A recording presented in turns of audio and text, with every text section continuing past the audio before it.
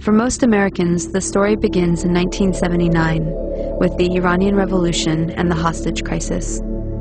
A group of revolutionary university students took over the American embassy in Tehran and held 52 diplomats hostage for 444 days.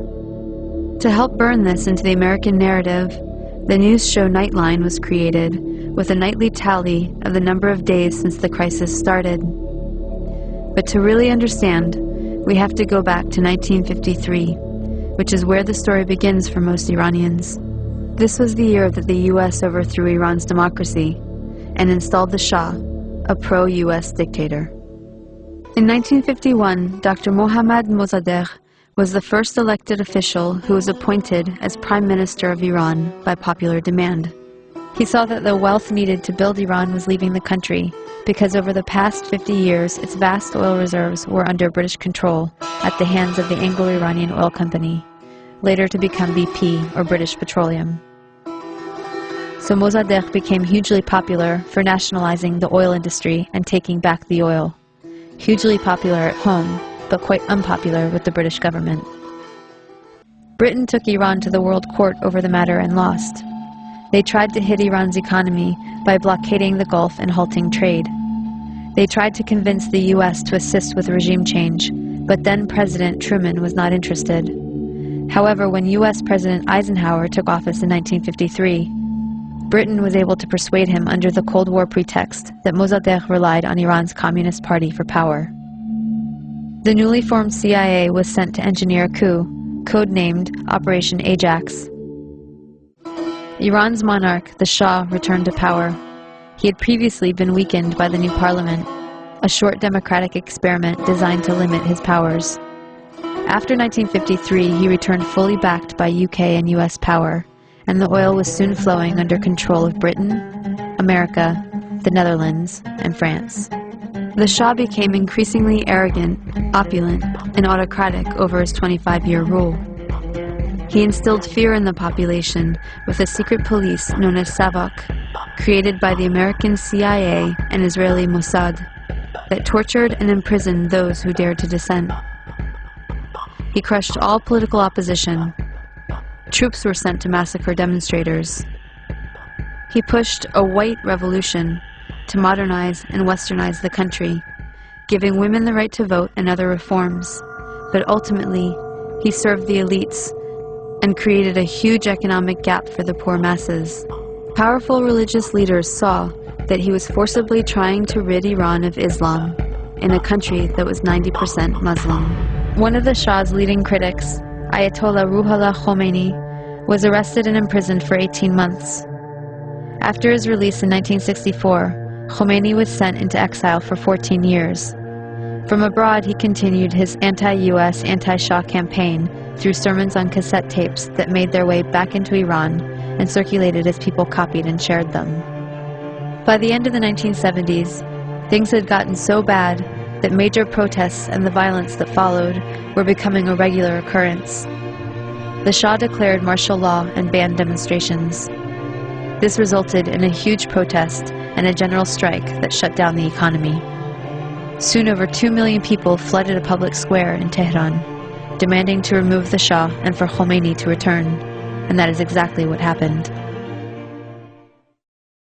One important thing to note is that the CIA orchestrated the 1953 coup out of the very same American embassy in Tehran that was later the site of the hostage crisis, right after the Shah was overthrown by popular revolution in 1979. The students were convinced that once again, the U.S. had plans to overthrow their revolution. In fact, U.S. President Carter did send a NATO general to instigate a military coup, but it failed.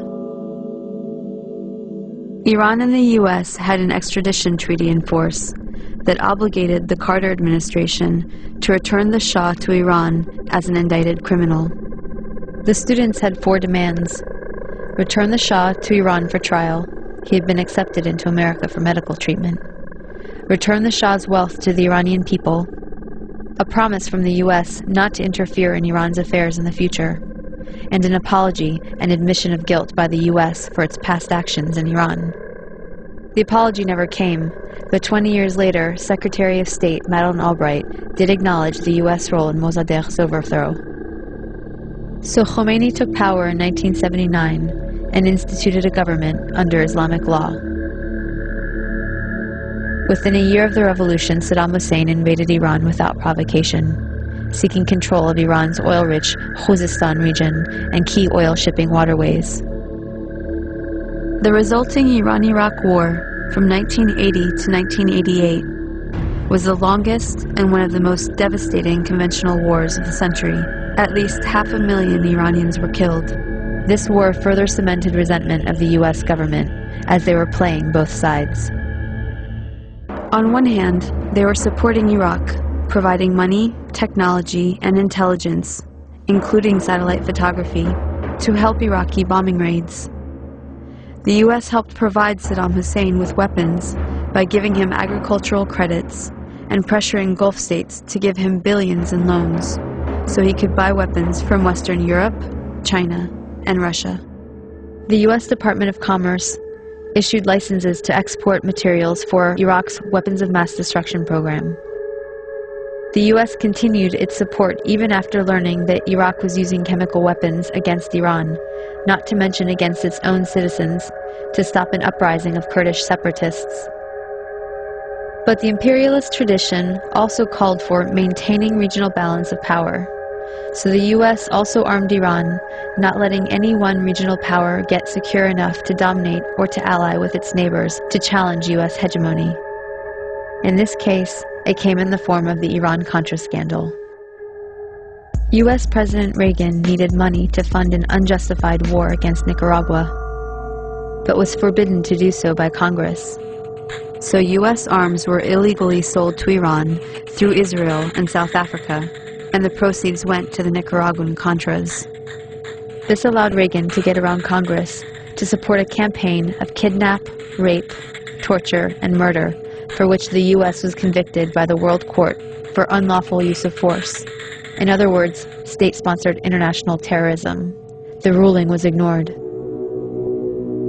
Khomeini died in 1989, shortly after the war ended. He promised democracy, but essentially had become the next dictator. Although he improved literacy and much-needed health care for the masses, he also imposed censorship, violently crushed political dissent, and attacked women's rights. Instead of the Savak, the people now had the Revolutionary Guard to fear. Since then, Iran has been an oppressive theocracy. Khomeini was replaced by Khamenei, who remains supreme leader to this day. As a test of fairness, we might imagine that Iran invaded and occupied Canada and Mexico, and had aircraft carriers sitting in the Caribbean. Imagine then if Iran had the power to label the U.S. the axis of evil and cut us off from the rest of the world, and then threaten to attack us if we didn't stop generating nuclear power. What if Iran had overthrown the U.S. government 50 years ago and installed a dictator friendly to Iranian interests, who kept it in power for 25 years? At that point, imagine that Christian fundamentalists, who currently represent about a third of the U.S., took power and began ruling under church law, followed by an unprovoked invasion by Canada, supported by Iran and ignored by the UN, in which it nearly destroyed the U.S. Would it be possible to imagine Iran as liberators? Would Iran be justified in attacking if the U.S. government helped Christian fundamentalists in Canada to take up resistance? Would it be justified to hate and fear all Christians because of the ones that took and abused power in this context? This is not about good guys and bad guys. Both the American and Iranian governments are working against the interests of the people. But the deadly game of chicken was begun by the U.S., and the U.S. has the power to end it. We should look at our current policies and actions against Iran, look at some better options, and figure out a way to change the minds of the people running our government and prevent another criminal enterprise that will cost many more lives. It has been done in the past, and if people take action, it can be done again.